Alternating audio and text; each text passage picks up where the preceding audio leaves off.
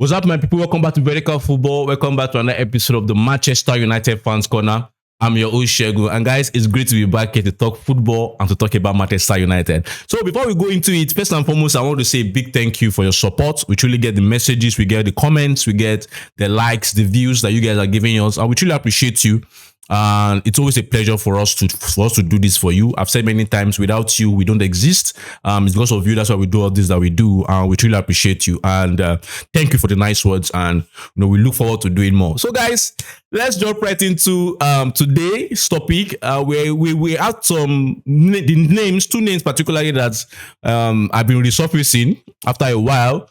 The names have been out there for a while, but recently we're beginning to hear from credible journalists, these two names surface. And the first name is Éderson from Atlanta and Conor Gallagher, who currently plays at Atletico Madrid. So we want to look at these two players as usual. Our tradition here is to look at what we want and then look at if these players fit into what we want. And so, guys, let's jump right into it. I think first and foremost, I've said it here before, and I think it's also important to repeat that I believe, and based on the statistics available, based on the data available, that in terms of quality, in terms of the attention given, I believe our midfield positions after Sir Alex Ferguson has been the least invested part of our game. After Sir Alex Ferguson, in terms of quality, it has been the least invested. Even if you go deeper, you might even find out that it has been one of the least invested in terms of even funds. Right? And yeah, I know we bought Pogba, big fund. But when you look at other people that we brought in, when you summarize it, it looks like one of the least invested, areas of our game. Especially, we know it is the least invested in terms of quality that has been added to the team after Sir Alex Ferguson.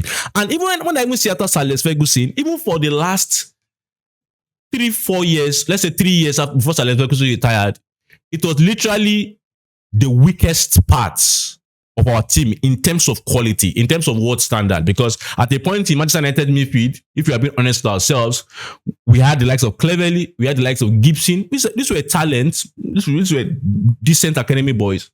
But the fact is that they were not up to par. They were not that level as compared to other football teams at that moment. We had very decent, hardworking boys that were willing to sacrifice for the system under Sir Alex Ferguson in those last 3 years. But we cannot say that they were top quality players. And I think that even shows the fact that at a point in our history, before Sir Alex Ferguson retired, we had to bring back a retiring Paul Scholes back into our midfield. That shows you how our midfield has really been a place of least investment and least quality. And now we are still in that position. Let me read out to you first and foremost so that I don't just talk, in the blank. Let me read out to you the midfielders we've brought in after Sir Alex Ferguson, some of the names we've brought in after Sir Alex Ferguson, and then you can now see these midfielders we have brought in. What is their quality like? Number one, at what stage of their career did we get them? Number two, and these players, did they even work or not? Right? We look at it, did they even work or not? And also the fact is that were these players even our first choice? So there are questions we need to ask ourselves. Were these players even our first choice? So let's jump right into it. First one, under David Moyes, CM, let's say a CM that we brought in now, because we know he didn't necessarily play as a CM for most of the time, but his CM that we brought in was Marouane Fellaini. Obviously, you know the story behind Fellaini. He wasn't our first choice. You can see the quality of Fellaini. Good player, decent player, but wasn't top level, right? For Manchester United. We missed out light on Toni Kroos and the others, right? Let's move on. So we brought in Joan Mata, which I believe attacking midfielder, but I believe he's one of the best signings we've made after Sir Alex Ferguson. I hardly see Mata have a bad game. That was quality, right? And that was a good, signing. But we're talking about CMs now. Let's go to CMs. So we've mentioned Marouane Fellaini as a CM. Andre Herrera, we went for him for a while. And Herrera is not top class, but he's decent, right? And he had a good career. Let's look at Bastian Schweinsteiger. Those are the midfielders we brought in. Schweinsteiger, we got him at the end of his career. And you know how that played out. Schneiderlin from Southampton then. Not a top player. And you know how that played out. We got him for Pogba. Most expensive one among the lots. You know how he played out. Top talent, didn't deliver on that talent. was inconsistent. Nemanja Matic, that's under Jose Mourinho. Nemanja Matic, at the end of his career, really decent, was reliable, but Matic, we didn't get Matic at the top of his levels. We didn't get him when he was the Matic that delivered for Chelsea, right? But was decent. Donny van der Beek, right? Donny van der Beek, we got him. Bruno Fernandes. These are the ones we did under Ole Gunnar Solskjaer. Van der Beek, promising boy, deliver to the potential. Bruno, obviously, is Bruno Fernandes. And then let's look at Christian Eriksen, free transfer, gave us one good season in partnership with Casemiro, and that was all. Casemiro wasn't our first choice, obviously. I still believe and I still retain my stand that it was a panic buy.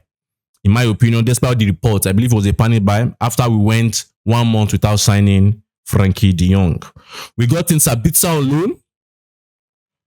Mason Mount, promising talent, still battling with injuries, and Manuel Ugarte. These are the players we brought in, at least the ones I've listed that we brought in after Sir Alex Ferguson. Apart from Paul Pogba, is there any midfielder that I've mentioned that is a CM now? Paul Pogba and maybe Bruno Fernandes. Apart from the two of them, is there any midfielder that I've mentioned here that is top class? So that's my major point. This is a area of our game that we have least invested in. We've really least invested in these areas. And we are going into another window where our priority now is a midfielder. There are certain things Manchester United must not make a mistake of doing. Off of what I've just read out. Number one mistake is we must go for our first choice. Enough of second choice. Enough of stop gaps. Because I hear people say, oh, let's just go for this person. It's a stop gap. We don't want stop gap. The midfield position is so much important that we need, when you have done our analysis and our scouting, the likes of Sancioni in the data analysis team at United, when they have done their whole structure, we need to go for our top choice. And that's why I like Liverpool. Liverpool, at a point, would wait a season to get their top choice. I think they waited a season or some, but a window after to get Virgil van Dijk. If we know and we have done our analysis that these are our top choice, these are our best options, let us go for them. Enough of stop gaps. We don't want stop gaps. We've had a lot of stop gaps. Our midfield after Sir Alex Ferguson, even the last 3 years of Sir Alex Ferguson, has been filled with stop gaps. And that's why that midfield has always been a problem after Sir Alex Ferguson left, because we've never truly seriously invested in those people. We bought players at the end of their career. We bought players that were even in the mid years of their career, but they were not top class. You know? So we have to, first of all, no more stop gaps. Go for the first choice. And secondly, I believe that we need to be very careful about the midfielders we are getting. And this brings me to the two midfielders we want to analyze. We need to be very, very careful about the midfielders we are getting. We must not forget the major things that we need in the midfield. Right? There are certain things that are unnegotiable. Certain things that are constant. Any midfielder United is going to bring in must be comfortable on the ball. Enough of getting physically exacting midfielders that are not good on the ball. Enough of getting physically exacting midfielders or midfielders that have one specific characteristics, but they cannot play when the pressure is there, when the noise is there, when the heat is on. The midfield is the most, in my opinion, is the most important part of football. Fix your midfield, get quality midfielders. That is the heart of your team, your midfield. So we must not get in people that are afraid in difficult situations. They're scared away from the ball. We need people that are man enough to hold the ball, to do things even when everything is going wrong. We need that mentality in midfield. We need people that are comfortable on the ball, as I said earlier. So these are the things. But the major point here is no stop gaps. We don't want stop gaps. And so let's go into the midfielders that we're looking at today. First and foremost, we're looking at Éderson. I've watched Éderson a lot since the first time his name appeared. And I see a lot of people are raving about Éderson. In as much as I understand that there are certain parts of Ederson's game that are very, very good in terms of this guy is a hard worker, in terms of when you look at the mileage he does to and fro. So it fits a major characteristics that we said that we need to fix in these next two windows. That's the physicality and the intensity of the game. So he's someone that has the ability to go front and back. He's someone that is dogged. He's someone that, energetic, physically there. He's someone that can be in those duels. Yeah, but I think we also have to talk about the parts of Ederson's game that does not match up to what we are going to in Manchester United or where we are going to in Manchester United. First and foremost, Éderson on the ball does not bring balance to a team. This is my view. And that's why maybe I have not wanted to analyze Éderson because I don't want to sound like I'm against him or something like that. But whenever I watch Éderson, whenever I watch him, he doesn't bring balance to a team on the ball. Whenever I watch him, I have this inner feeling that the game is unbalanced. And I have to say it, I don't think Éderson brings balance to a team. And one of the ways he doesn't bring balance to a team is his weight of touch is not good. I have to be honest. It's not, let me not say it's not good. It's not what we want in Manchester United. With due respect to Éderson, good player, but it's not what we want in Manchester United. And I feel for me, when I see the likes of João Gomez, and I appreciate João Gomez about the weight of touch, the weight of, the weight of touch, not the weight of pass, but the weight of touch of João Gomez. And I now come and see Éderson's weight of touch. I'm like, come on now. Éderson's weight of touch for me is not what we want in Man United. The Premier League is a league where there are tight spaces. And as a midfielder, your weight of touch needs to be decent. And for Manchester United, it needs to be very, very okay. Very, very good. Why? Because you don't want a midfielder, give the midfielder a ball, the weight of touch is not good. The ball goes, flies away from him. And before you say he does what he wants to do, he commits a foul and gets a yellow card. We see that sometimes with Casemiro. So for me, I've always said his weight of touch is not what we want at Manchester United. Also, the way he moves. I know I've explained Baleba, I've explained Anderson, I've explained a lot of midfielders this season, Tanaka and the likes. I've done a lot of analysis on these players. But when I look at Éderson, I see that the midfielder we want is a midfielder that moves with the ball. Two characteristics, right?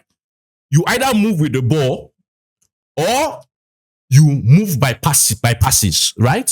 So it's either you physically carry the ball and drag the ball forward, where also you are driving the team forward, or you progress the team by passes. Éderson is different. Most of the time, Éderson pushes the ball in front and follows the ball. So it's like push, then he follows. I'm like, this will not work in the Premier League. I'm trying to be honest. And that's why I've not done analysis of him. I don't see him as somebody we should be going for. Let me just be open. Great player. I respect him. I don't think he's what we should be going for. I don't think it's that quality for Manchester United. This is my opinion. So, although, as I've said, physically exerting, the quality in transitions, defensive transition especially, is very, very good in terms of is that physical bulldozer that you want your team. But we need to also settle its on-the-ball activities, which I believe as a top team and where we are going to, we want someone that is comfortable on the ball.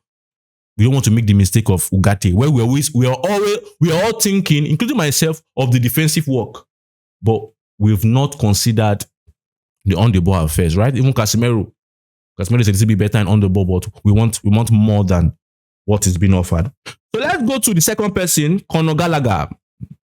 Fantastic player, good player,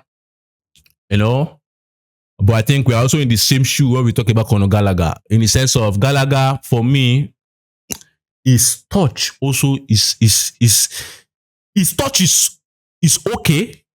His weight of touch, not all the time, but for most parts, it's okay. But when I see Gallagher is a funny player to me, and has always been a funny player, even when he was at Chelsea. Whenever I watch him and I see the way he receives the ball, I'm always like, this guy should be able to do better with the ball than what he's currently doing. Right? The decisions on the ball for Gallagher is something that's always shocking for me. Right? And even his composure on the ball is also very, very surprising for me. This is a player that I've watched many times and I'm like, the way he received the ball most part, I'm like, this guy has something that can make him a very, very composed, dictating midfielder. In my opinion, my view. But when I see the decisions he make on the ball, I'm like, come on, Gallagher, you should do better than this. And for me, I don't think it's good enough for United. I think the scouts that look at Gallagher and say, man, I should go for Gallagher, are just considering the fact of the same like Éderson in terms of the